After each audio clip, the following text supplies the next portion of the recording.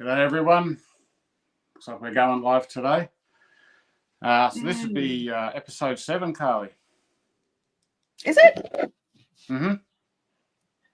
Oh, that was quick. Yeah, well, because we were meant to sort of do one a week, but with election season and we've had the special with Topher and all that, we've punched out a few extras. Oh, and we wanted to get the interviews with Warren Pickering and Jordan Ditloff out before the pre-poll started, so that was 2 that week. So yeah, so we're smashing them out. We are. We'll get to that number 2 episode. And I'm just going to share this to the group. And well, while you're doing that, guys, look, jump in and get in the chat and ask some questions and stuff, and Carly will hopefully see them and bring them up. I'll mention that a few times because, as far as I know, this hasn't been announced that we're going live, has it, Carly? No, I did. Only like 15 minutes ago. Yeah. So a lot of people might be just sort of coming across it. Look, it's Anzac Day, so we want to talk about some stuff that's happened today in Melbourne a little bit. I'd rather not talk about it too much, otherwise there's going to be a whole lot of swearing on the podcast. I wanted to avoid that. And we also need to talk about how we actually win this fight, which Carly and I will be hopefully putting a little bit of depth into and helping you guys be a part of winning it, because we don't win it by having a few people doing a little bit of stuff. We win it with a lot of people doing a little bit. Yeah. There has been some good stuff come up about people that are doing stuff,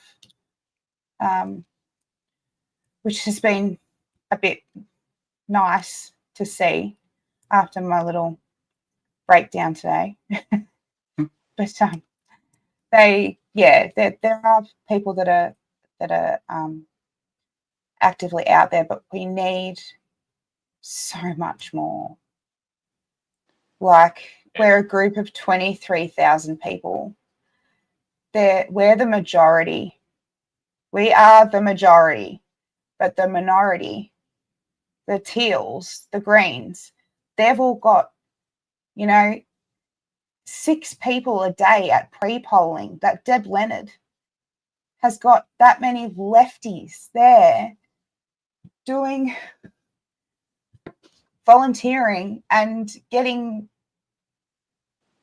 her name out there, when that's not what we want. We can't have that. They're the ones that are destroying this country. The way that we get this country back is to promote the minor good parties that we've been trying so hard to get out there and that are trying to get out there, because they don't have the $500,000 bloody donations from Climate 200. Some of these, the One Nation ones, they're all running off about $4 or $5 grand they've paid for core flutes. That's it. They pay for their own stuff. They don't get funding. Libertarians don't get funding. They run off their own money. Well, it's self-funded, but I'm sure, I don't know, with the Libertarians, the party might... So there is some funding that comes into these parties, but it's nothing like the numbers you're talking about. So, but I mean for the candidates. Yeah, I mean the candidates can sometimes find their own, someone who will support them, but nothing like the big numbers you're talking about for these. So yeah, $500,000. Another sort of comes in and goes, oh yeah, but I donated money. It's like, yeah, no, we know. Yeah, but we're not talking hundreds of thousands of dollars. We're not even talking thousands normally. No, and it's so hard to see that, and the thing that we need to remember is these are the people who every weekend have been going into the middle of Melbourne to spend an entire day walking around holding bloody terrorist flags, walking the streets. Mm-hmm. They have the time. And yes, 100% said, yeah, Rex, the lowlifes in charge are destroying our country, and that's a bloody given. Wake up, people. Exactly. Wake up, people. We have to get active. We have to be active. I've got 50 bloody core flutes, for Athol, for our One Nation candidate in Indi, and I can't get them out. Yep.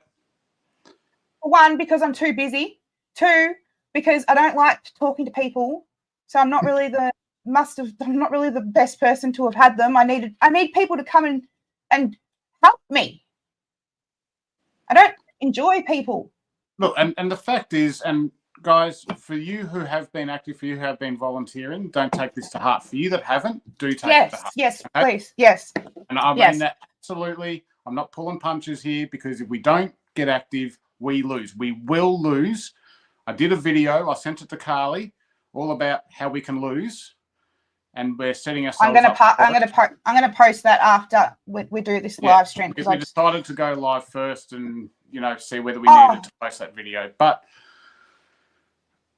if we're not, if the minority group is a minority group and we're the silent majority, we will lose, because the minority group is active. They are actually fighting. We can't. We can't have lives. We can't be silent anymore. Sorry? We can't be silent anymore. Yeah. And I know that we have actual lives, and we've covered this on another podcast, but at the end of the day, all that stuff's getting taken away from us if you don't make an hour here, an hour there. I've been asking for people to help me get leaflets out on the page. Carly's been asking people to get the call flutes out. Those call flutes should have been gone last week. When she first put that call out with a group with over 23,000 people. Right. Those, and a lot of you guys are in Indi. Those call flutes should have disappeared. They should have been off their veranda by the morning, if that's where they are. They're back in the ute. I've got which makes it even worse, because I've been traveling it around and I still can't even get people to contact me. Yeah. That was my dog. I can't even get people to contact me to let me drop them off at their house. I went to Hillsville and back. Yeah, I've got one libertarian one up in Yea so far. Oh, and there's another one that's probably up by now, just out of Alex. All I saw going to Hillsville and back was Haynes's face and the lib. That's it. Yep. I saw one green.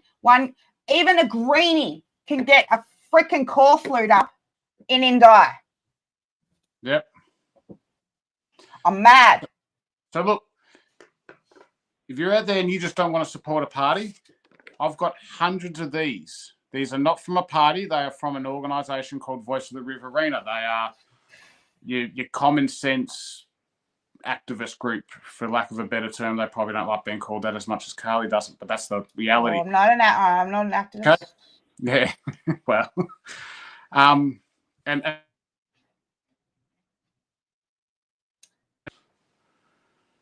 Tim, you're gone. Am I back? Yep.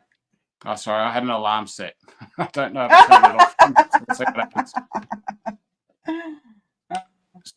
So these are just some of Helen Haynes' voting records, and pointing out to people, letting them see who she actually is. Because a lot of people that vote for her, they just think she's good because she's an independent.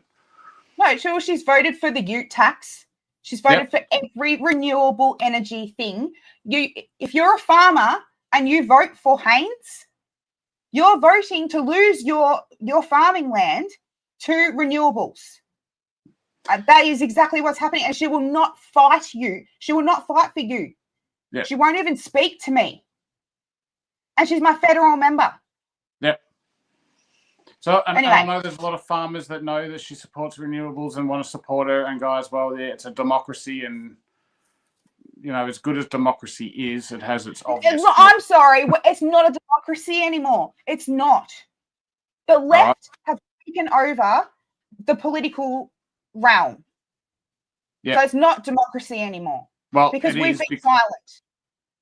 But it is a democracy. We are losing because we're silent. There is still every opportunity for us to turn this around. Right? They haven't seized all control. It is still a democracy. We just need to stop being lazy asses and get out there. I shouldn't say it because I know you guys are busy, but at the end of the day. I suppose, yeah, well, and then there is the other factors. It's hard because, we're not the ones that are sitting around on bloody, what's it called,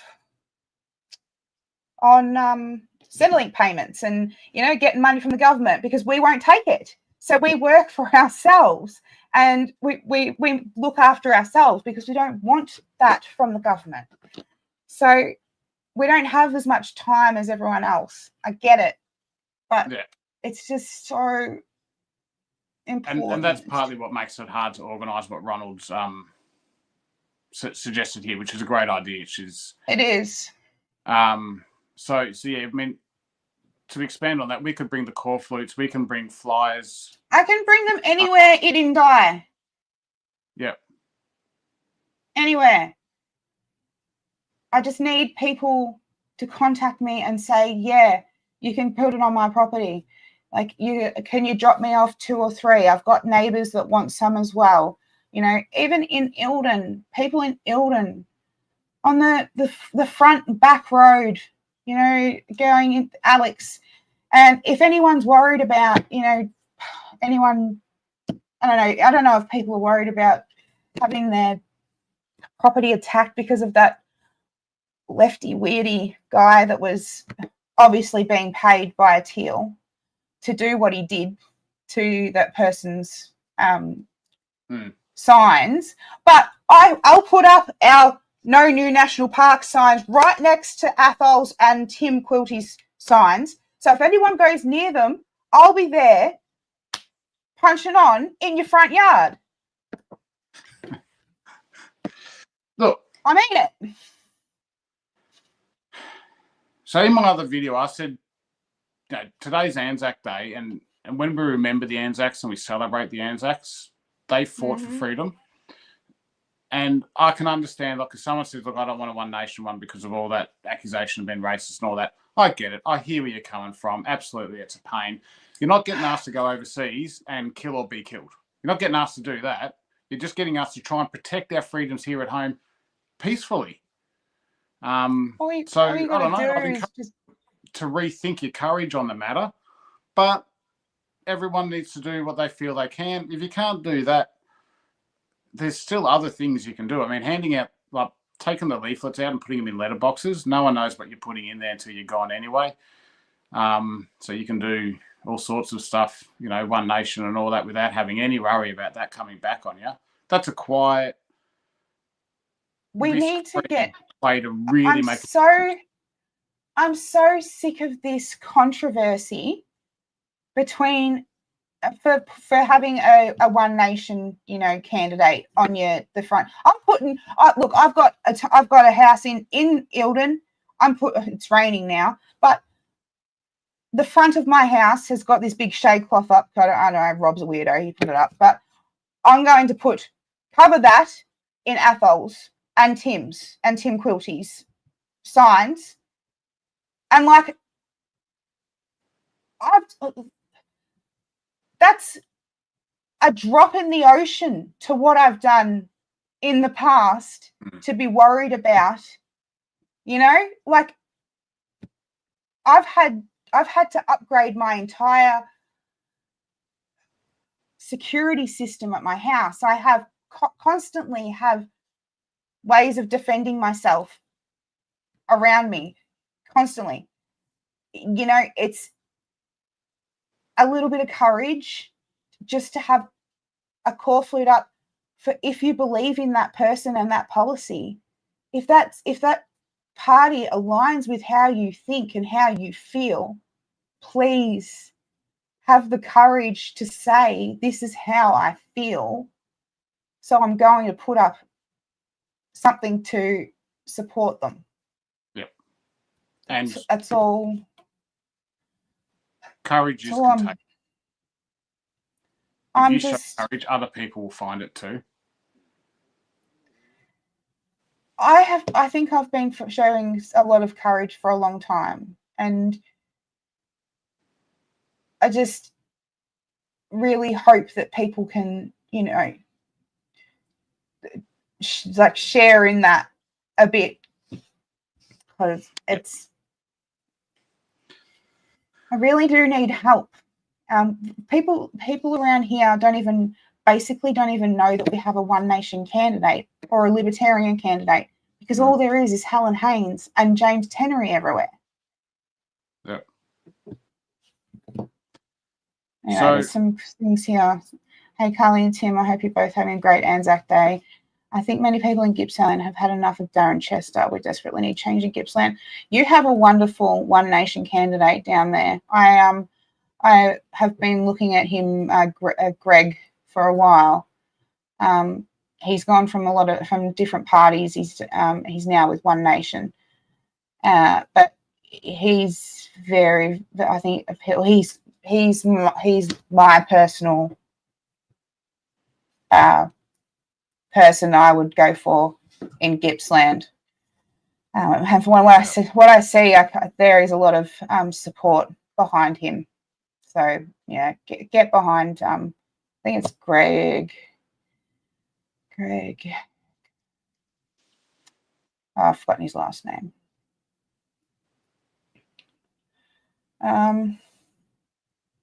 You look up your One Nation candidate.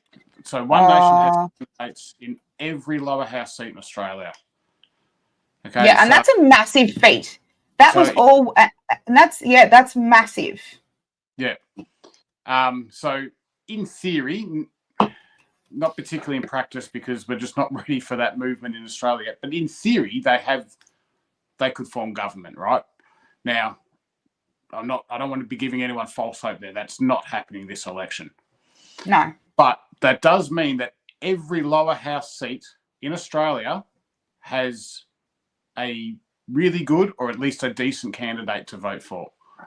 You're not stuffed for luck. You've got people you can vote for that are freedom friendly.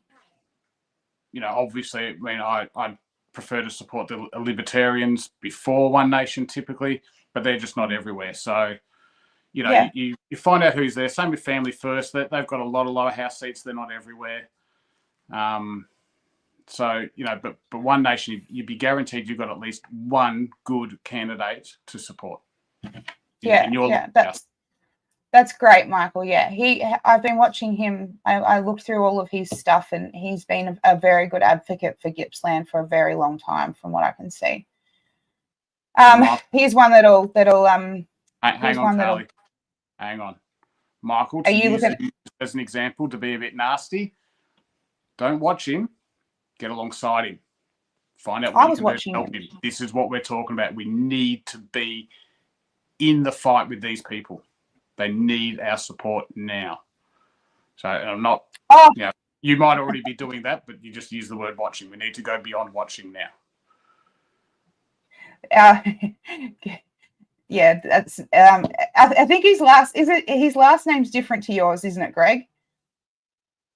It's a different last name. I think people are getting you mixed up from the group. Is that right? You better just run next time. Be easier for him. Oh, no, thanks. Dave's already voted. He put One Nation first. Good job, Dave. Yeah.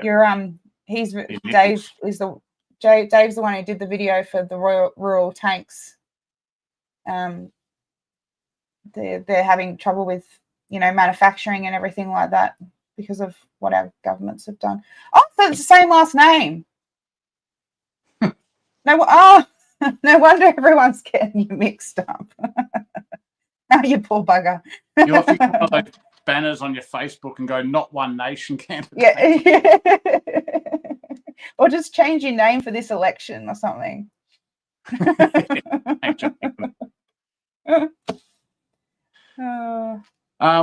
So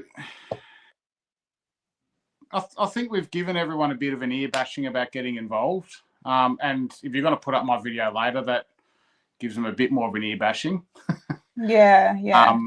And we're not trying to be mean, guys. We want to be on the winning team here, and I don't mean just because we want to win. Because I say this in my video. We have to win. We have to. I'm so sad at where, and that's another thing that I wanted to touch on is how sad I went into, I wasn't good today around lunchtime. You know, the division in this country, what happened at the dawn service. Now anyone who roll us into speaks. that one. So there were some guys there who weren't happy that they were being welcomed to their own country at a Anzac Day dawn service, and they booed the guy doing the welcome to country, and a huge big deal's been made of it. And I don't think. Look, I don't think that's not the right place to protest what your thoughts are. I don't think. But then also, why are we welcoming our Anzacs to the country that they fought and died for? No, not only that, I went on that because it was about honouring. It was about honouring the elders, past, present, and upcoming. But that's not what that day's about. That's not what the Anzac Day marches are about. It's not about that. You don't get to come along. I'm sorry. This makes me angry. Like, you can have your welcome to country things if you want to have them, and I'll listen or I won't. I don't particularly think much of them, but whatever, each to their own.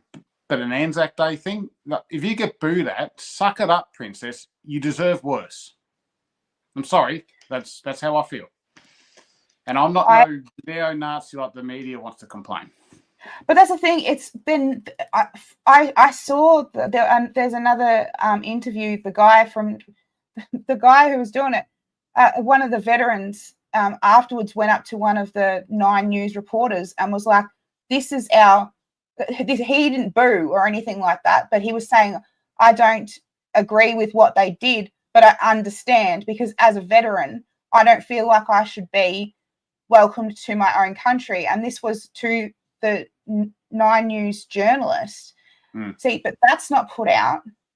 That's been put out by someone who was filming it outside, not 9 News.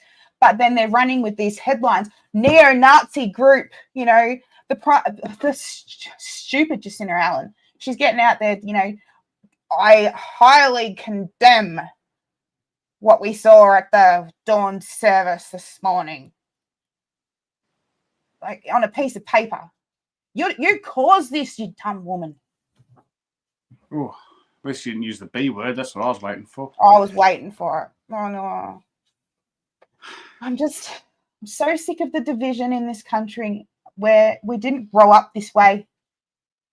I didn't grow up this way anyway. I didn't see anything like this. I travelled all the way around the Northern Territory, Central Queensland, everything as a kid. It's not who I am or how I see the world, and I don't think it's how we should be bringing the children up and everything now, to see the world as 2 divisions of people. So this is the prizes we get when we're not being active. Exactly. Because these people take control of all the systems.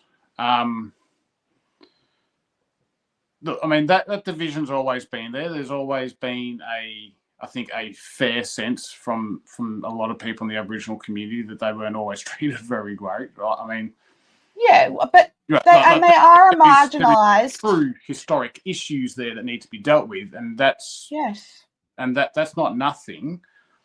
Mind you, this generation aren't guilty of those crimes. We are a part of this country, and we shouldn't be treated as being guilty of what our forefathers did. And then, sort of on the flip side of that, well, we shouldn't just ignore the ills that were done. Okay, so it was wrong all the way around. It was wrong on both sides. Well, I mean, look, from an Aboriginal point of view, they were they weren't doing anything wrong to us until we showed up. So I just want to be fair here, but what we are No, now, I meant the we are dawn a country. service. Here's our flag that represents you. I don't care what the colour of your skin is. I don't care where your ancestors came from. That's our flag. I don't care if you're gay or straight. You don't need your special flag. We got one. It represents you as well. If you're an Australian citizen, that is your flag. Those Anzacs are our soldiers that fought for us. And on that day, where we go to remember and honour them, it's for them, not for your welcome to country and your virtue signalling rubbish, quite frankly. That makes me really sad, Greg, that Jim Child did that. The public need to do better in regards to being respectful towards welcome to country. That's not. No. Because that's not. If you keep jamming something down people's throat, that one, we don't really understand. Because, I mean, this whole welcome to country thing, it never existed. Like, it's not actually from the Aboriginal culture or anything. It's just something they've made up. It's this new, it's part of this wokeness. It was Ernie Dingo made it up. Yeah. So, and then you jam it down our throats. Oh, you can't even land on a plane. Sorry? You can't even land on a plane without being welcome to the country. Yeah. Anyway, so I thought that Jim Child was better than that, honestly. And condemning one side for it, you know. Why do but these people, they just don't see what they're doing to this country. So some do. Some do, and that's why they're doing it, because they're human extinctionist movements. They want us all to wipe each other out with war. There is, guys, so racism does very much exist in Australia. And yes, there are 100%. That are racist towards, you know, whether it's immigrants or the Aboriginal people, stuff like that. And that is a problem. The biggest problem of racism I can see in Australia is this, and a lot of them are white people. So, hey, the white people are still guilty of being racist here. They hate white people. They hate Western culture and Western society. They hate us. They do. Absolutely hate us. It is absolute stink rotten racism.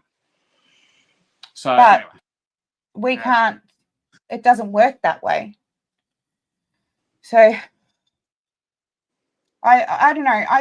I know that it's a touchy subject, and like, I have respect for both sides. I really do.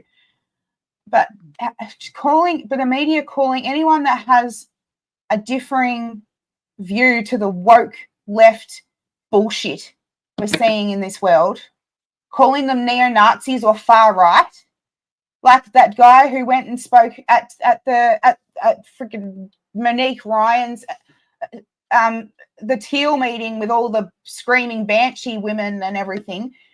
He was just there saying, why can't we lower immigration so that people can have houses? And he's labelled far right. Do people remember what far right is? Do you remember what a freaking Nazi is? Because calling people Nazis, far right, everything like that, you're taking away the actual meaning of that word. You're normalizing that word by using it so much. We're allowing all of this to happen because you're normalizing it. The media are putting the word Nazi up all the time. Yep, just because I disagree.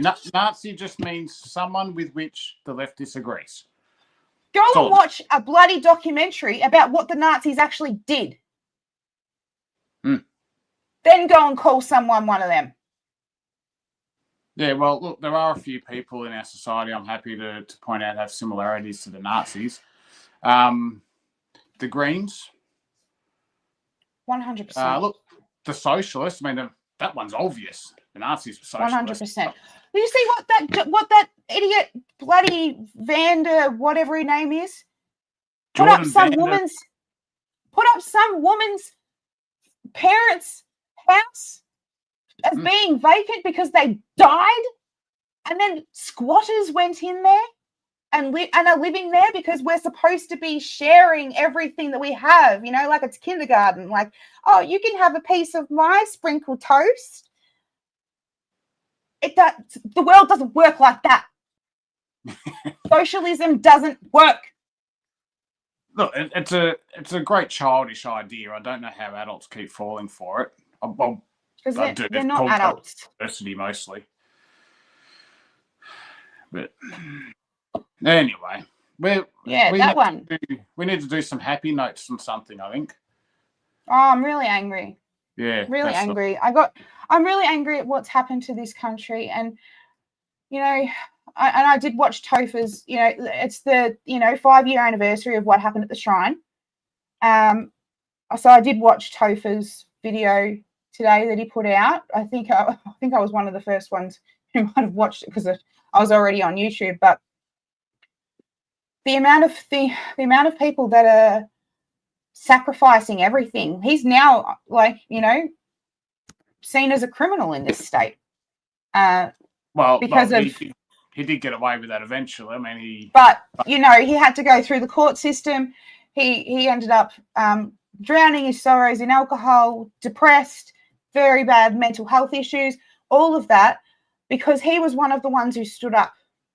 And now all of us, and I'm guilty of it too. I didn't stand up back then either, and that's why I'm so passionate about it now, because I feel like I need to make up for my past mistakes that I wasn't there at that time. And like when I first watched Battleground Melbourne, because I was regional, I had no idea what was going on in Melbourne, and I had no idea that it was that bad. And when I watched Battleground Melbourne, I actually messaged Topher personally and sent him an apology. I said, I'm so sorry I wasn't there to even, not that I could do anything, but just to support everyone. Just to be on the right side of history, So now I'm trying to make up for that, and I feel like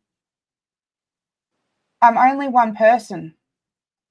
We really need to really engage the people that we've been. It's been amazing how many people we've been able to get into a group. 23,000 people and growing every single day. We should have core flutes. We should have pamphlets. We should be kicking the Teals' butts, but we're not politically active. So there's two things I want to note on there real quick. The Topher video, when he does his last speech, which is where the police had stopped basically shooting at everyone who said Daniel Andrews is bad, there is a massive crowd there. I believe that was in the hundreds of thousands. I was there that day. It was huge. You could barely move in the park. Most people didn't get in the park. No, we went spewed out onto the streets. Yeah. But then, wasn't too far after that, we had a state election.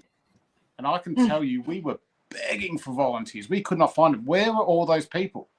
Well, they decided not to do much. And so what happened? Well, they got back the very government that they swore that they wanted to take down.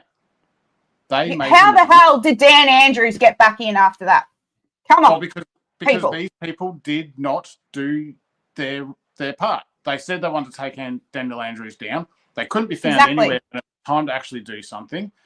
And they made a loser of the movement. They made a joke of the movement. And a lot of them are running around saying to other people, hey, don't vote. There's no point. There is a point. But the reason you think it doesn't work is because you're too lazy to do anything. It's true. It's 100% true.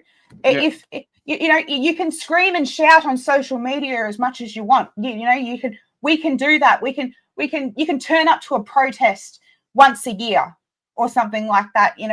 Whatever. Be angry, whatever. But and then not go and vote the right way or do some kind of volunteer work for a good party who's trying to change our country for the better. You're not doing anything about that. You're just sitting back and just stuff it. There's no point. It's all rigged anyway. Yep. Yeah, these are these black-pilled people, and I know there's some of them in our group, and if you don't like me very much, I don't care, because I can't stand you. Now, you need to vote. Yeah, but it's more than that. So my big concern is if we don't see some good activity in this federal election, the state government will start looking at us, despite all our numbers, despite that we'll go and sign a big petition. They will look at us and go, who cares? They're not going to do anything. We can do what we want. The national park will go through, guys. It all gets locked up. You won't be mining. You won't be prospecting and gold detecting. You won't be taking your dog in. You won't have much forward driving. You won't be hunting. That's 100% what's going to happen. If the state government don't see us being politically active, that's what our movement is, right? So whenever there is it's a 1 to 10 ratio. Whenever the government see that there's a group of people building up against, and this is what petitions are about, it's a 1 to 10. So if there's 3,000 people that sign a petition, that's 30,000 people behind that could possibly, not vote for them. That's not enough to throw an election. 40,000 signatures we got times 10. That's enough to affect an election.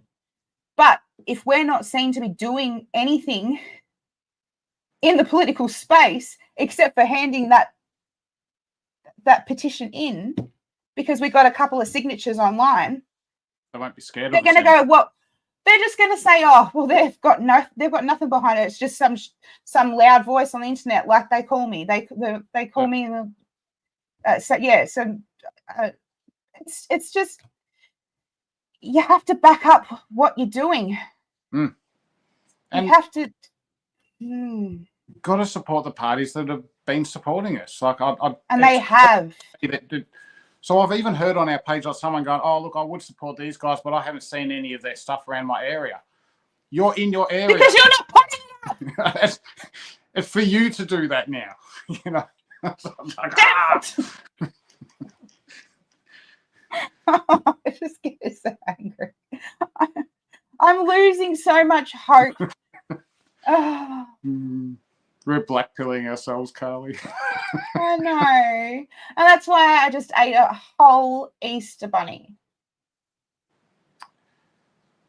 That poor rabbit. I thought you didn't eat rabbits. I know. Well, you did that. I eat Easter bunnies. Oh, you eat Easter bunnies. I still feel bad when I bite their ears off, though. Do you? Yeah. You really are soft on some things, aren't you? Yeah, but then when it comes to humans, I'm like, yeah, whatever. Chop off their leg. Yeah. Oh, here's Greg. I remember you telling me about this, Greg. I organised a rally at Parliament House before COVID prior to the state election then to talk about all the crime like home invasions, carjackings. My post trying to get support for it were taken down following pressure from the left. I organised ex-police Commissioner Cal Blair to speak and a Vic Senator who was a police officer. No one turned up to support it. Wow. Well, that can happen because of a lack of being able to get it out there, which was a huge problem during the COVID censorship years. Censorship, and so even people would be following you and just wouldn't see what was happening. In fact, that happens to me I'm an admin on Great Forest National Park. I have no idea what's going on that page if I don't actually click in every few hours and have a look. Like the Facebook won't tell me anything's happening, so we are a little bit. Yeah. But for me, it's like 200 notifications every hour. Yeah, I'll get emails, but I'd give up reading them because I get an email every time you guys comment. So that's just on an email server that I don't look at anymore. So, yeah. But it is hard when you put in the effort and people don't. Don't support. Heartbreaking. Yeah. Heartbreaking. I'm sorry that happened, Greg. And I wish that I had have known about this stuff and I could have fought for our state harder back then, but I didn't. I was too caught up in my own life, and we're supposed to be able to trust our governments. We're supposed to be able to, that's what we've been grown up being told, isn't it? You don't need to watch it. You don't need to worry, because they're always going to look out for the best interests of your country, all this. Then you find out that they've sold everything off to China. We basically don't even own anything. We can't even make a freaking Mars bar in Australia anymore. Manufacturing's that bad. It's like you look back at 20 years of politics and you go, what the frig have you people done? You've gone and sold us out to the UN. You've gone and, we're taking in that many immigrants. We don't have enough freaking housing for Australians. I'm 35. I can't buy a house because an old Eildon house here that used to be 180, 200,000 is now $500,000. Yeah, and a lot of those houses are pretty run down. Now, I'm going to push back a little bit on the immigrant thing, just a little bit. Go for it. Yeah, because you libertarians are all for immigration. Yeah. I know. Well, actually, no. No, if you look at the policies, we're for very careful immigration. Sustainable immigration. Well, it's about the right kind of people immigrating. People who want to don't want to want to come here and be Australian, not turn Australia into their third world freaking country. Exactly. So it's not, because sometimes you hear people go, "Oh, libertarians are open borders." It's like, yes, we would be if there was no social programs, because then you'd only get people that are going to come here and work hard and become a part of the country, because they're not getting anything for free. But because we don't have that, we do have all these socialist programs. We have to be very careful with immigration. But when we talk about the problems with immigration, as far as housing and that goes, immigration certainly adds to that pressure, but it's probably not the majority of it. The majority of the pressure on housing costs and lack of supply is government again. It's over-regulation. It's particularly so down at the council, local government issues. Oh, the red tape. Issues. And then you've got federal government, then you've got all your tax and all these regulations, and the house has to be, climate friendly and all this sort of stuff. That I'm going to say is probably at least 90% of the problem right there. And then you've got 10% of adding on to that is your immigration. Exactly. And the thing is also with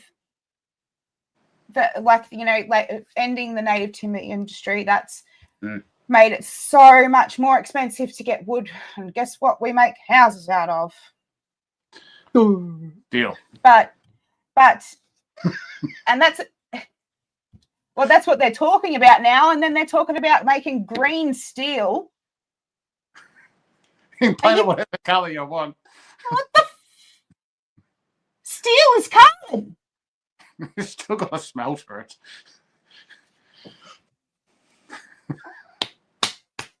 Oh! It'd be like green energy. Probably worse for the environment than just doing it the normal way. But the thing is, and I know everyone's, anti-Trump. Oh, Trump's this big bad man. He's doing all this bad stuff to other countries. Oh, he's making it so much worse for us. But guess what? He's looking after his own country. Yep. He's making America better, which we should have been doing, which our leaders should have been doing all along.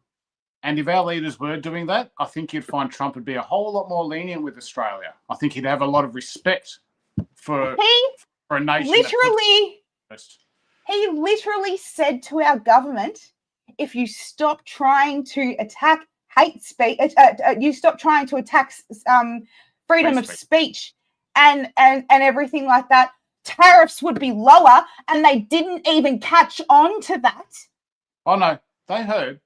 But there ain't no way that they're going to stop attacking our free speech, because they are. Anthony Albanese, I mean, he gets on the news and has a cry because people are making memes about him. He says, they're using these photos. It's not really me. It's like, and that's what it is all about. Grow a pair. That is what it's all about. That's where it started, because he was getting upset about the memes and everything. That's why I loved the Pauline Hanson cartoons so much, because she just. Oh, every single time I would watch that, I would just cackle. Like, you cannot be a leader. You can't be a leader if. Sorry. Pauline Hanson is the original meme of Australian politics. She is. What? That Please Explain? She's the original meme. She's taken on the chin. It's the name of her cartoon. Please Explain. She calls it a lot of her Facebook stuff is like Pauline Hanson's Please Explain. It's great. She loves it. She leans into it. Anthony Albanese, he cries in the corner of his room. Oh, people teasing me. People made a bad meme of me on the internet. Oh, people are laughing at me. I'm going to go back to China now. China, lovely boy. I go back to China and they think I'm a lovely boy. I guess I'll give it to Dutton.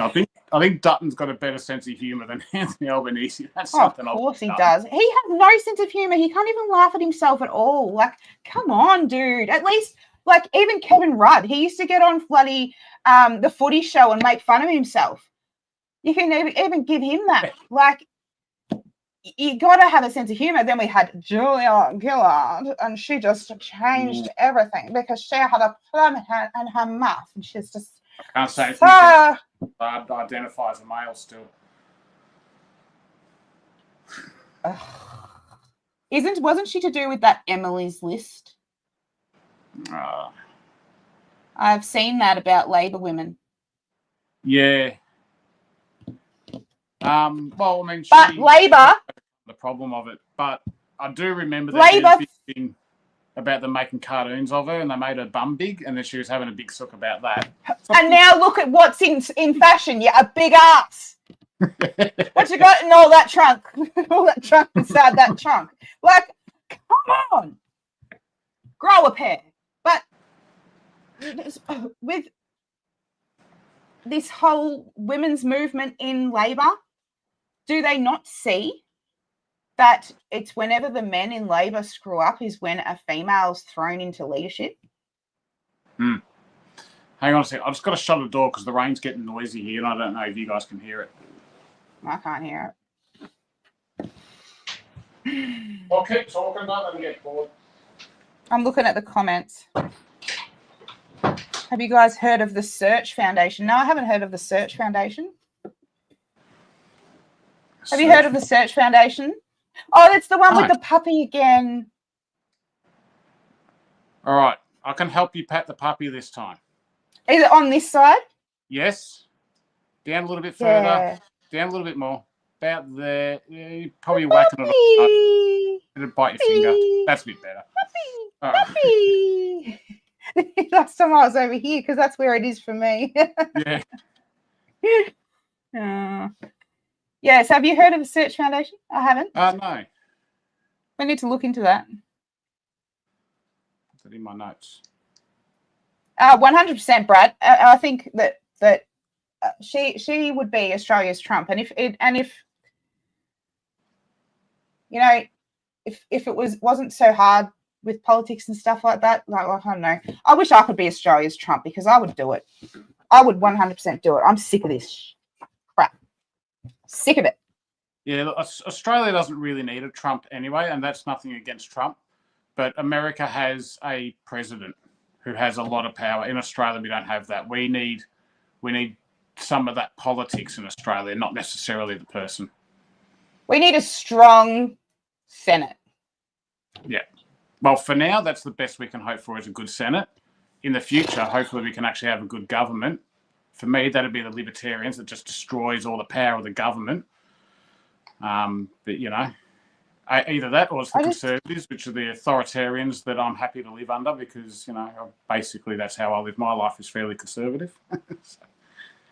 I'm so sick of the overreach. Carly for PM. Yeah, I'll support that. Oh, I'd end up in jail. What's the car on that? Was that the Mad Max car? Oh, what car? Oh, that one. It's hard for me to see. It looks like it's a four-wheel drive. It's all right. Yeah. It look like the XB Coupe. Anyway, I should What say. did Greg say? Unfortunately, our dinosaur two-party preferred system will never allow Pauline to succeed in becoming PM. Hey, but Go on. she's brought her daughter in. Yeah. So and that's all beside the point. Our two-party preferred system does not exist. There is no such thing. No, there isn't. The government's made you has tried to make you think that that's the way it is, that we only have Labor and Liberal, but it's not. Any party can form government. So any party that can get support in the lower house or the House of Representatives. So Pauline Hanson, in theory, this is what I was saying earlier, in theory, she could form government at this election if she got enough lower house members in. She couldn't be she's in the upper house. She'd have to choose one of her lower house candidates. Yeah. And she's got someone running for every seat in Australia. Yeah. So it is possible to happen. So but I just want to stress that is not going to happen this election. Right? No, it's not. No, because people don't understand. Because people aren't doing enough, and they're yeah. But that's what it is. I mean, there is no reason. If there was some crazy thing happened between now and the election, and Pauline Hanson's cleaned up most of the lower house seats, then One Nation would be the next government of Australia. But the stupid thing is, and I don't know what else, like Pauline has come out and said, exit all of these global agreements, focus on Australia. She wants to bring back everything that makes Australia great. She's saying everything that Dutton should be saying. Paris Agreement, gone, back to clean coal, all that type of stuff. And she's still, the minor party. That is nuts to me. But then the Libs go and take her policies. Sorry, I missed a little bit of that. Must be the cloud cover here. Oh, yeah. Well, then the Libs go and take Pauline's policies, like her fuel excise and beer tax, stuff like that. So those policies are, the Libertarians have been running on them for years, to be fair. Yeah. One Nation's got them, and then the Liberals have sort of come along as well. And that's nothing against One Nation. It's like when you see something good and you go, hey, we should do that too. That's kind of what we want in the fight. But when the Liberals get it, they say, hey, look at us. We're going to give you fuel excise cuts and all that sort of stuff for 1 year. But it's your money. We're going to take it out of your back pocket and put it back in your front pocket. Yeah, because it's your taxpayer money. Well, I mean, the cuts is taking away from the taxpayer money, but they're coming in, they're offering less than the Libertarians or One Nation are offering. And then they're trying to say, but look, so we're the party to vote for. We're the sensible party. It's like, guys, you're pathetic. You're really just pathetic. Weak and insipid. I like fancy words. I just don't know how to say them. I only learnt that from Gerard Rennick. When I was on that live stream with him, he said, "Sorry, I was government." What was that comment that was up? Oh, so why doesn't another party succeed ever? Do people just vote Labor or Liberal out of habit? Yeah, but they believe also that that's all the options that they have. They think that if they vote for a minor party, it's a wasted vote. It's the best of two evils. So it's not that way. If you go back and watch our last live stream we did with Topher Field, we talk about this quite a lot. It'll help you understand how all that system and stuff works, and partly why we are where we are. People think if you want conservative, you've got to vote Liberal. If you want... They're not conservative. Well, no, but that's what people think. And they think that's the best. And the other big thing that the Liberals have this propaganda going at the moment, that, hey, if you put anyone before the Liberals, then we're going to end up with a Labor, Greens and Teals minority government. It's like, well, that's just not true in the lower house. It's not even nearly true in the lower house. They trickle down. In the Senate, it's largely not true. I think Topher talked about there can be a mathematical anomaly that can happen. That's why we put Labor at the very... But that's why we put Labor at the very, very end, so that it never trickles to the Greens or Teals. Yeah, so it's not that that our vote would trickle to the Greens, that our vote would continue to work against the Greens for as long as possible, is the idea there. Yeah. That if it came down to an election between the Greens and Labor, you would vote Labor. Okay, what's this? Yeah. Oh, 100%. This is a nice comment. Hey, Tim and Carly, fantastic podcast the other day with Topher. It was really informative, and I only hope that people can wake up and understand how important it is to vote wisely. 100%, mate. 100%. That's all we can hope for, is that people will start, taking notice, because we have to. Yeah. Andrew, that's what we've just said. We've just said that a minor party will not form government anytime soon. Yeah. Well, that's true. But we've said that it is possible in 9-10 years' time. It's possible in theory.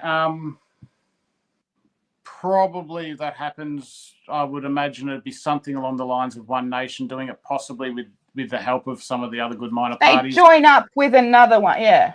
Yeah, I'd be fairly confident that if the Libertarians picked up a few lower house seats and One Nation had enough to nearly form government, and there had to be deals made, the Libertarians are going to be leaning very, very closely towards One Nation over Labor or Liberal.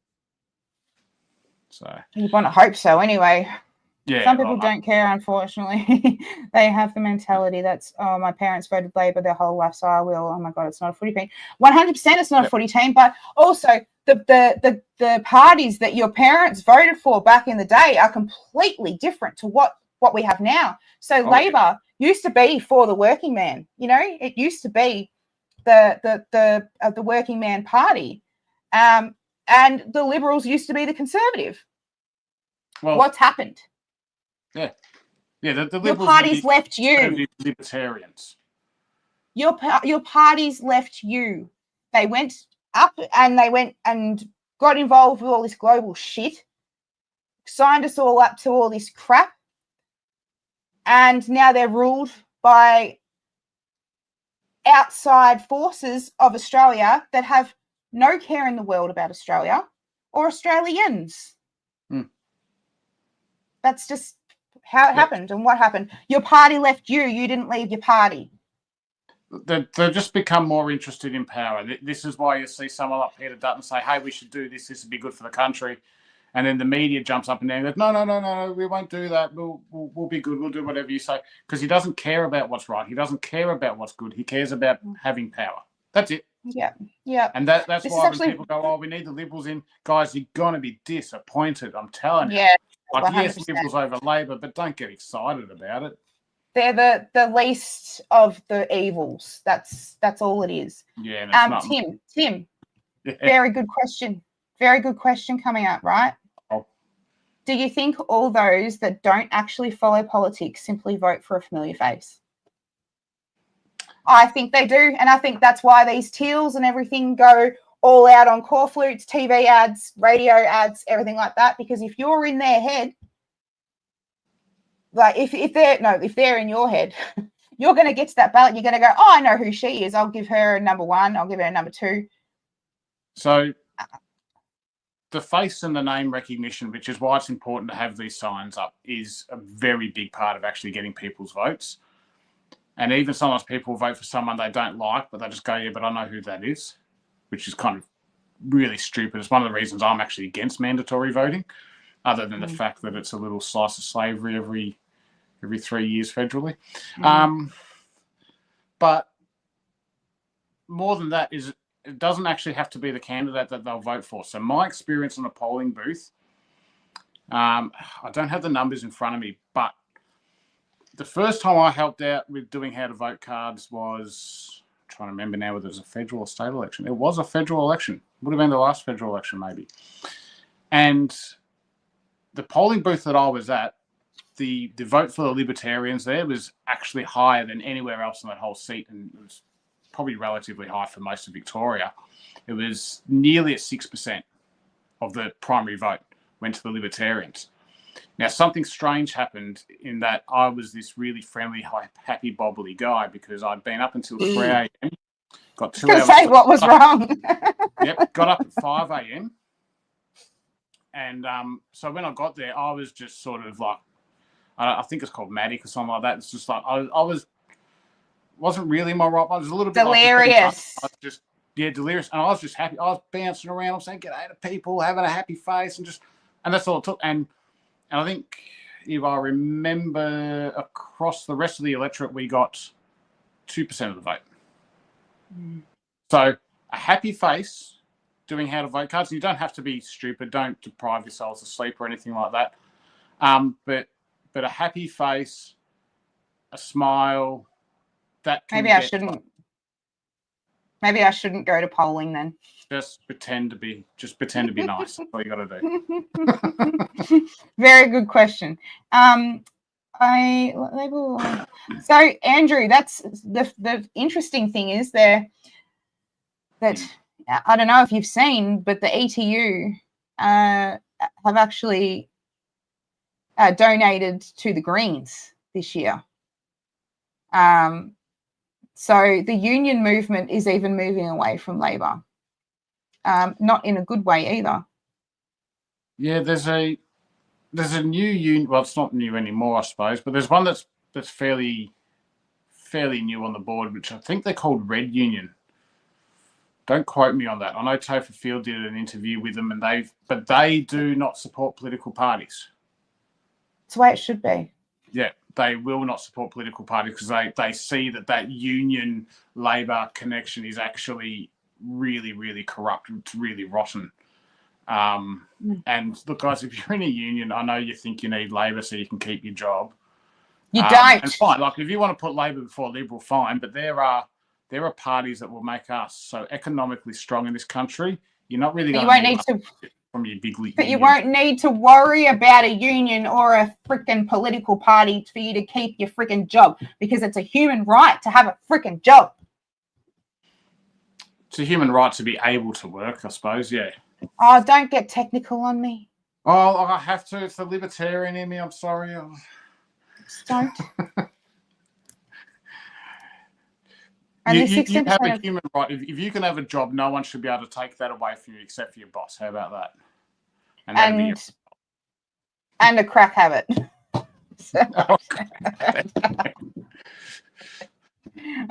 16% of people don't know how to vote before they get to a booth and then follow the how to vote Labor figures. No.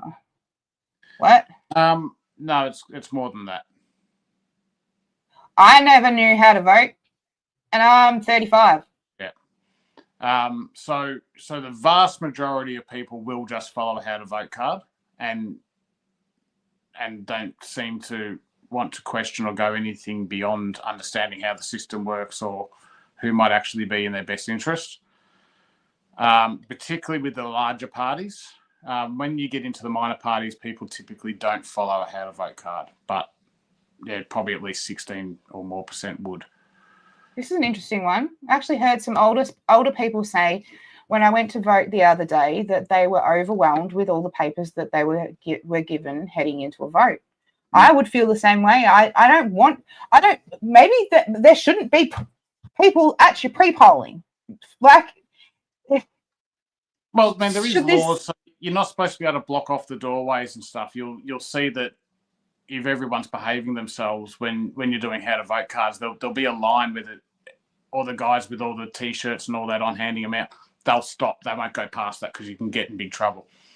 Although no one ever does, they just get told off. But and that's supposed to stop so that people can actually get in the doorway. The problem is when you get your Greens and your orange and your Teals and your orange Teals and Labor and Liberal, and they've got heaps of volunteers everywhere. They make it really busy.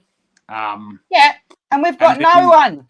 And then if you get someone from One Nation and someone from the Libertarians and someone from Family First, or and the Greens have always got heaps anyway. Someone from the Socialists, they normally have 2 or 3 around. It starts getting pretty busy and hard. The thing I used to try and be careful to do is to not be really, really pushy. Yeah. I think should never be pushy in politics. Yeah. Yeah. I'll push it. I'll push it on the Facebook page, guys, because sometimes you need to hear it. But when I'm at a polling, it's like religion. Yeah, that's right. I'll push it. I'll push it when it's right to push it. But at a polling booth, I think it's more about looking friendly, representing the brand that you're representing well. And sometimes you will have to be pushy with the other volunteers, and guys, don't stress about that too much, because if you get out there and you're not doing the best, you're still doing better than nothing. Exactly. And you're building up practice for the state election, which is going to be a big important one. But yeah, so sometimes I'll get a bit of an argy-bargy with the other volunteers, but I'm very, very careful not to be right up close in the face of people going, "You got to vote for us," right? Which the socialists. Anyone does that to me. Nasty. Anyone does that to me. Anyone does that to me. When I go to vote, you get a punch in the throat straight out. Yeah. Well, do not come up in my face. It happens. You want to see the socialist guys? They like. You want to accuse people of acting like Nazis? Those guys are rough. They'll swear at people. People say, "No, I hate socialism," but they'll just go off their nut at them. I wonder if I should go and do a pre-polling, and do some volunteering where there's the socialist parties running. I've never seen them up here in the country area. I go to them because I've heard a lot of horror stories about these people. Maybe they need to be put back in their place. It's because they're horrible. They're horrible little weedy. Like all the guys are these little weedy things. Yeah, so I could take them down. Oh yeah. My 9-year-old daughter could probably take them down. Squash them like a bug.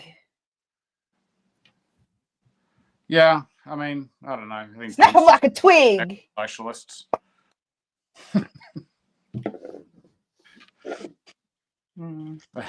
Yeah, but look, I don't think, guys. I'm going to tell a bit of a personal story. So most of my life I've been useless, and not because I am actually a useless person. It's because I've always believed I am, and this is because in the academic system, and having dyslexia, I just sort of learned at a very young age, if I'm asked to do something, the chances are I can't do it, or I can't do it well enough, and people are disappointed. And I don't want this to be a sob story, right? This isn't what it is. You're not enough, man. Now, in my later years, get no sympathy from Carly anyway. In my later years, particularly, I started recognizing that, if I really put my mind to something, if it matters to me, I can do at least better than nothing, and quite often I can do better than I thought I could. And then I got in the political party with the Libertarians, which I'm no longer a member of, but at that time, and they were screaming for volunteers, and they didn't get in contact with me, and eventually I sort of chased them down to find out what's happening. It was because they said, well, there's no branch there, so we don't, it's hard to get the communication all through to the right people. They're very, very busy. And I said, well, what do we have to do to have a branch up my way? And I said, well, you need a branch coordinator. I said, oh, well, what's that involved? And I said, it's just someone to organise the volunteers. And I'm like, I'd suck at that. I really would. Like, that's just not my thing, sort of spreadsheets and making sure all the right information's done and things like that. Like, I know this is not my role in life. But there was no one else, so I did it. That's what happened. That's what happened with this thing with me. I never thought that I would be doing something like this. Yeah. But no one else. Yeah. And so, guys, if you're a bit nervous, it's like, but if there's no one else, like, we need more. So there is no one else in a sense. So you're better than nothing, and you'll probably surprise yourself and find out you're actually a whole lot better than nothing. And you will always have our support as well. Yeah, and if anyone gives you a hard time, you just let Carly know. Me. Yeah. Throat punch. And team up with a friend. Like, if you're going to go do how to vote cards and you've never done them before, team up with a friend, or ask the party whether, they'll send someone to sort of at least give you a bit of a rundown on how it all goes. But it's not really all that hard. Just be friendly. People say no, I don't push them. Pretty simple. It's kind of hard to be friendly. No, Carly, it's not that hard to be friendly. You just have to pretend. Is that just my personality trait that gets in the way there? Yeah, maybe. I don't know. I find you guys I find it harder to like people now than I used to. So. Oh, If I didn't have to speak to a person ever again in my life, I'd be happy. Give me dogs. So if you get lost on a desert island and I find you, I'll just go, no, leave me be. Leave her alone. She's happy. Leave me be. Don't let her know we found her. I'll be hiding from the choppers. Piss off. We'll draw a face on a soccer ball for you and throw it at you. That can be your company. Yeah. See, I wouldn't even want that. He'd annoy me. Well, son. Well done. I really hope One Nation can do well this election. I've only understood politics since COVID, but only over the last 20 years, Pauline has always stuck to her same policy of Australia's first. 100%, mate. And the funny thing is, you look back at what she said, you know, over the last 30 years that she's been in politics, and, you know, everything that she said that she was called racist for and stuff like that about stopping Chinese property ownership. Now the major parties are saying we don't want foreign ownership, but she was labelled a racist for saying that back in the day because it was against Asians. Like you really gotta. If you look back on everything that she said, you know, I'm not even. I probably shouldn't. I don't know if I should even say it. I'm just going to say it. Whatever. The Muslim thing, you know, that's starting. That's something we need to be, you know, really watching. And you know, it is actually forming a movement in Australia at the moment. And Pauline called it. Yeah. And I think, to be fair to Pauline, and just to make sure no one's misconstruing what we're saying, when we're saying issue with the Muslim thing, we're not saying that all Muslims are horrible people and we don't want Muslims here. We're saying that we don't want violent extremists here, really, whether they're Muslim or not. But there is a particular problem with that comes from the Muslim community. That's what we're saying. Why do we have to explain this kind of crap all the time to be politically correct? Because I've noticed it ever since we've been doing this. We have to be politically correct, and because our words can be, you know, turned and twisted against us and everything like that. But no, I'm not being politically correct because it's I know you're not politically correct anyway. I'm just clarifying what we. I'm saying that this is what society wants us to do, and what we're supposed to do in society. And I just don't understand how we got here. Why we can't have opinions and say our opinions. You know, I'm in a room by myself right now. If I'm to say something, you know, that might offend someone, I could be done for hate speech or incitement or anything like that, you know? When's those laws come in again? They can't be too far away. July? Oh, okay. So we've still got a bit of time. But it's just dumb. Like, I'm sorry, I'm not going to stop saying what I say because it's going to hurt someone's feelings. If your feelings are getting hurt over what people say, that's your problem. That's an issue that you've got inside you that you're insecure about and you need to work on. If somebody's hurting your feelings that bad that it affects your life so badly, that's a you problem, not a me problem. Sorry. Yeah, I wish Albanese knew that. Now, we've been going for an hour and 13 minutes, which wow. Generally about our wrap-up. Yeah, we've been ranting. Dark. Is there... Oops. Oh, yeah. Do you want to just quickly do a run through the comments, make sure we're not ignoring someone who shouldn't be ignored? Because we do get on our rants and forget people sometimes. Nah. Just my friends are in here. They're laughing at me. Yeah. My friends from the group. No, saying I should be PM, and yeah, Pauline's been right the whole time. Yep. I agree, Carly. Greg. That's why I got reported when I worked in a school that I was a white supremacist and a racist because I expressed my views on not just Muslims and bringing problems to Australia, but other ethnicities who have introduced crime and violence into Australia. Well, who's the ones that are out stealing all the cars at the moment? Used to be me when I was young. I'm saying it. In Melbourne, it's all Sudanese. Right. Once again, got to quickly clarify. Other people do steal cars, but the Sudanese is a particular problem. Okay. He's like my the voiceover that comes in once Carly says something that needs to be changed to politically correct or have a warning label put on it. Not as soon as authorised by Tim Molesworth. yeah. You can't say, well, Andrew Jones, you can't say that, Carly. I just said it. Sorry, don't care. Look, I mean, look, absolutely, you can say a true statement. I don't care whether people like it or not. There's facts behind it. It's not a true statement that it's all Sudanese, but it's a. I never said that it was all Sudanese. No, you did. You said it's all Sudanese, right? But that's a hyperbolic statement. It's not actually a lie or anything like that. No, so, but the majority, and it's all in police reports. Yep, and it's worse than just stealing cars. I mean, they're running into people's houses with machetes and stuff. How people aren't screaming for proper gun rights in this country, I don't understand. Yeah. But we've been indoctrinated by our media and government on both sides that guns are bad, and people that think you should have a gun to protect yourself are crazy right-wing American types. It's like, guys, lots of countries actually are better armed than Americans, the populace, and they don't have all the problems that America has. So it's not a population issue. Sorry, it's not a gun issue. It's what's happening with the population. I agree, but you can't say that. What can't I say?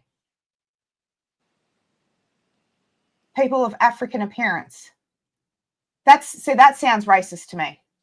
Yeah, I don't think you said that. I think you said Sudanese. That sounds racist to me. Or is he saying yeah, I don't know. Yeah. He's saying that I can't say what I said. Yeah, I don't know, because the political correctness changes. He may be very well right there. But we don't really care about political correctness because, I'll say retard whenever I want. When I've done, when I pick. What else? Oh, well, there we go. He's. I'm not even going to put that one up because I can't even. That is actual racist. I'm not. There. All right. You won that, Andrew. If something's done in good humour, I don't consider it racist. To be racism, it has to be with actual hatred or malice intent. Hatred, exactly. That's my personal opinion. Oh. I have friends, all sorts of different race friends, particularly growing up. Not so much now. I don't have many friends. But I don't have any friends. Yeah, I remember even in primary school. So my best friend Shin Mok, he was this Korean kid, and we were friends for years. I think grade prep until probably about grade 4 when he moved back to Korea. We were always giving each other crap about different nationality stuff. It was half of our friendship. That's how it was. Yeah. Like, you give each other crap. That's what Australia is. Thank you, Cam.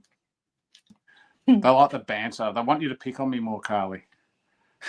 But I don't think I pick on you. I'm not even gonna say what I don't, because I might be more like Albanese than and I might start crying on the live stream. And I would laugh because I don't care. Oh, you would. I know. You'd laugh and you'd make clips of that and you'd put it everywhere. Yep. And I'd say, look at this grown ass man crying because I called him a name. That's like those dudes from the shooting group. They wanted me investigated by the police, and they reported me to the e-safety Karen because I called him a wanker. Guys, I know we're going over, but if there's still people watching, they're happy to watch. Can I discuss something else real quick? Yeah, there's 17 people. Yeah, that's probably pretty good for us. So, this Politics Reloaded mob. Oh, don't even mention them. All right. Not worth it. You can cut it out later. They're going after Kate. It's live. Yeah, don't care. All right, go for it. Whatever. Good. They're coming after Kate again, and they're making the claim because she's moved to America, which she has every right to do. I don't blame her. That she's taken the money and run. Now, Kate said outright that that's not what's happening, and that she will come back to Australia and fight the court case if she needs to. Now, is it possible Kate's taken the money and run? Yeah, I suppose in a sense it's possible. I know Kate fairly well, and I highly doubt that she's taken the money and run. The reason I think the guys from Politics Reloaded are so easily convinced that this is what Kate would do is because this is exactly what they would do. If you ask the guys that are still trying to rebuild the National Shooting Council, you ask them what happened to that money. You ask them what they did. They started Politics Reloaded. They took my money that I had there to support and help the firearms community, the law-abiding firearms people. They are absolute. I'm trying to swear. Was it you as well? Well, I mean, so I wasn't. I was signed up with them. That's what I signed up with them for. That's why I paid them money. And then these guys, all of a sudden just packed up and, but I supported them because they did a lot of legal battles. They helped their members. They were far better than the SSAA. I don't understand why people still gave money to the SSAA at that stage. Oh, they still do now. Options. But, yeah, I mean, it was a great thing. But, yeah, I won't say names. And let's say it's alleged that they took this money. Oh, they came after me. So, but they're obviously, I think it says a lot when someone assumes the worst of other people. That's because that's what they would do. Comes from somewhere, doesn't it? Yeah, and but, I know Kate pretty well. I can't see her doing something like that. If Kate was going to move overseas and take all that money, do you think that she'd still be doing live streams and be online and everything like that? She'd have to disappear. Well, I don't know. I mean, the guys from Politics Reloaded do. Allegedly, they took money, I should say. I didn't say that, all right? That's not No, I'm saying I should use the word allegedly because it hasn't been all settled in court yet. But I know that. Look, I didn't even know who they were until they came after me because I joined the ARU and I stuck up for Kate. So they, turned my whole video that I made about Kate being called a hole by somebody that wasn't even them, and they put that on themselves and said that I was taking screenshots from their group or whatever. No. So, and then they said they reported me and our group. So our group would have been shut down. Remember that? Yep. To the e-safety commissioner, the e-safety Karen, and wanted me investigated by the police because I called one of them a wanker. I just think that's a fairly accurate description of both of them. I don't know them. I don't know any of them. I don't know. I'm not even part of the shooting community. I just got on there and just said, you people are just idiots because you're not looking out for each other, Yeah. I gave an opinion and all of a sudden I had all these grown-ass men, reporting me to the e-safety commissioner, bloody E-Karen. You know they're pathetic when they report you to the e-safety commissioner. That's not even like running to your mum. That's like running to bloody your friend's mum and he said a bad word about me. Like, man up. Well, hopefully they'll watch this live stream. They can come after me now and they can do a segment, Who the Hell is Tim? And yeah. Who the hell is Carly? And we almost named our podcast Who the Hell is Carly? Carly? Who the hell is Carly after you fools? So it could still be coming. It would have been funny, but then it didn't add you in, and I wanted you in. Yeah, look, I mean, I'm just the guy, I suppose. So yeah, now 25 minutes. Anything I need to get off. Well, I'll wrap it up.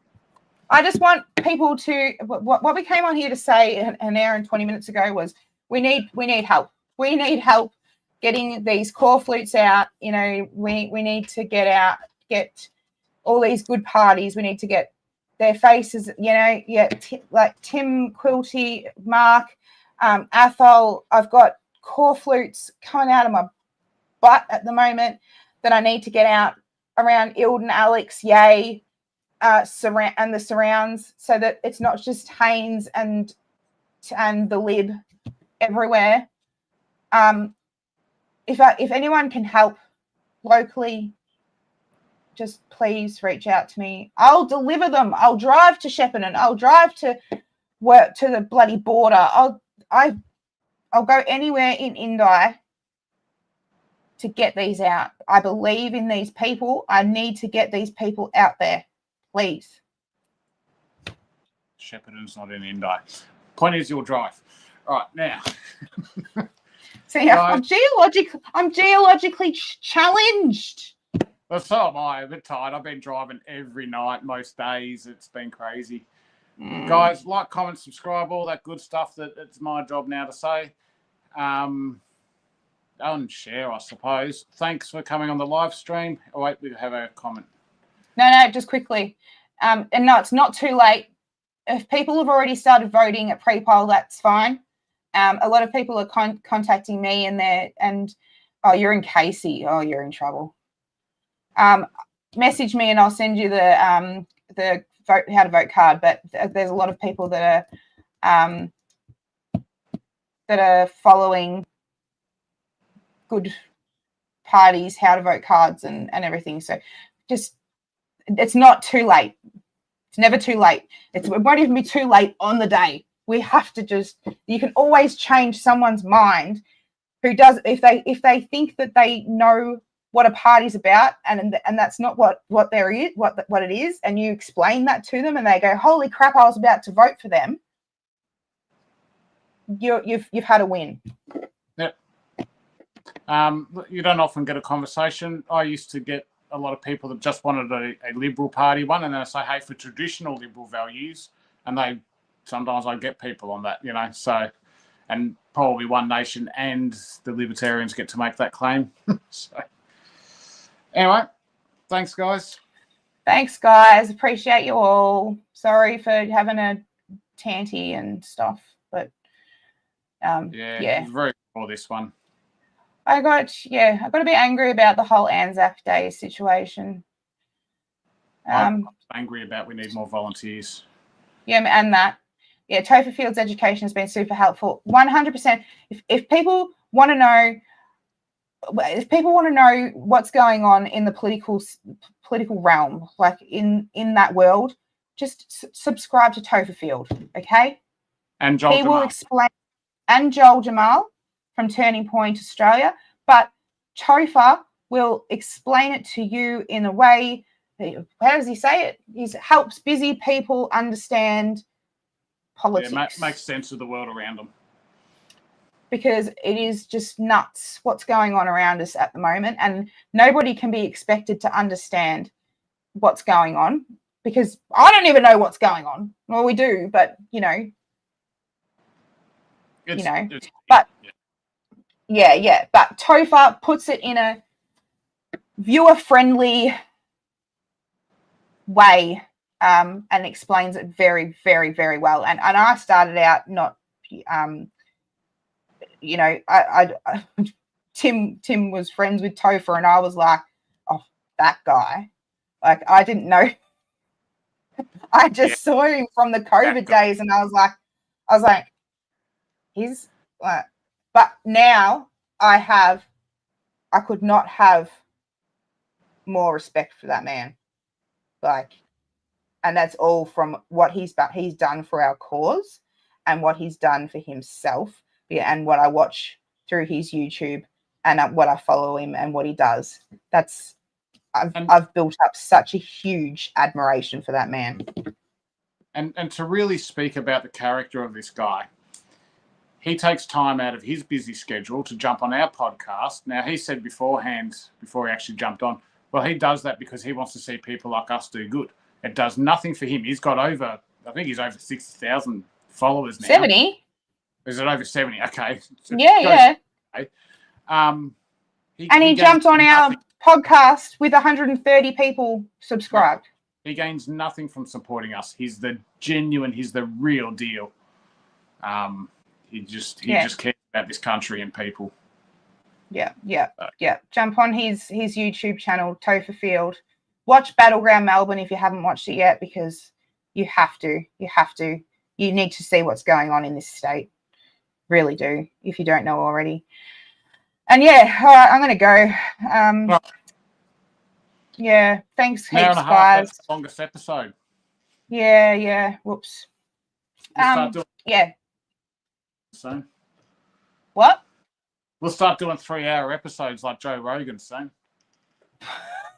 We'll have to be more interesting somehow. Maybe I could be the Australian Joe Rogan.